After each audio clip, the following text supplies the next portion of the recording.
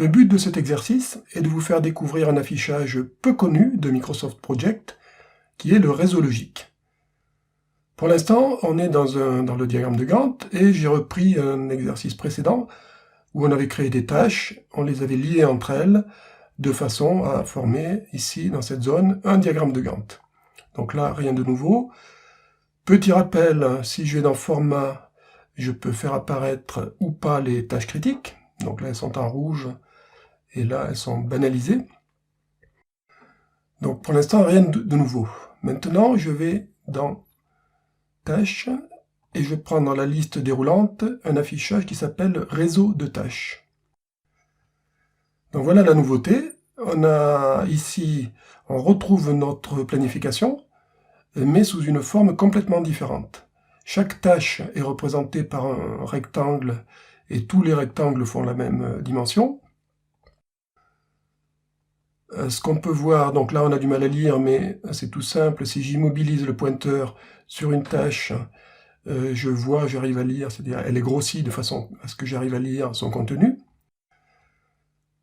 Ce que je vais faire également, c'est faire un zoom pour voir un petit peu la totalité du projet, ou en tout cas en grande partie.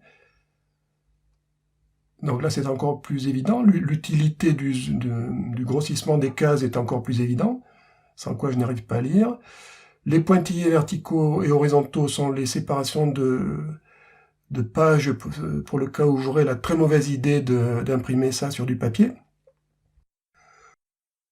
Voilà le réseau de tâches tel qu'il est réalisé par défaut par Microsoft. Personnellement, je le trouve très peu utilisable sous cette forme-là. On voit bien que ça prend trop de pages, trop de place. On voit bien qu'il y a des informations qui pour l'instant sont inutiles. Le numéro de la tâche, les ressources, ça ne m'intéresse pas.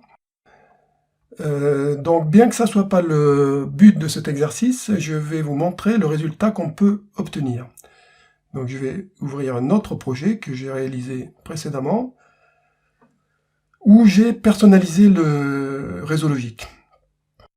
Et là, personnellement, je le trouve beaucoup plus exploitable, en ce sens que il tient dans une seule page, très très largement, en ce sens que dans les cases, j'ai uniquement les informations qui m'intéressent, donc je les ai choisies en personnalisant l'affichage.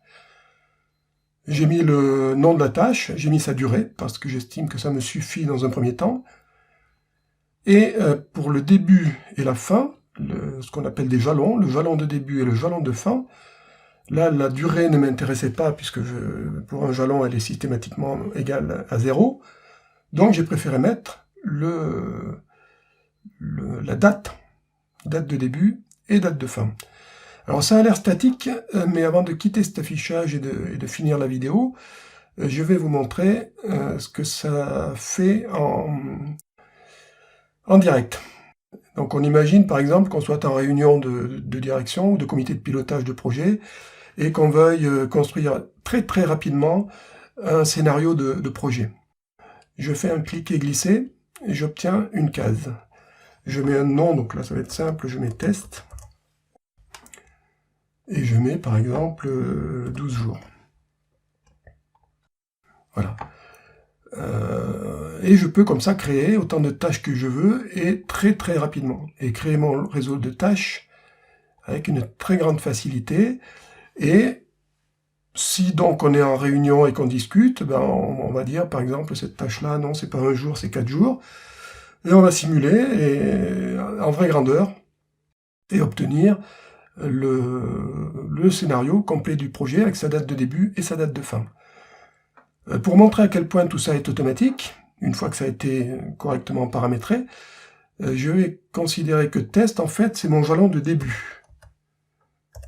Bon, je mets début, mais ça c'est que du texte, le logiciel ne le comprend pas. Et par contre, quand je vais mettre que ça fait 0 jours, il va se passer quelque chose, c'est que le logiciel, ayant compris que c'est un jalon, change sa configuration et me laisse le nom de la tâche, mais à la place de la durée, il me met la date. Donc vous voyez à quel point tout ça est très très facile à utiliser.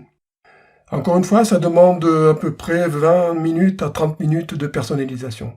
Et donc cette personnalisation sera l'objet de notre exercice. Donc voilà pour la découverte du réseau de tâches de Microsoft Project.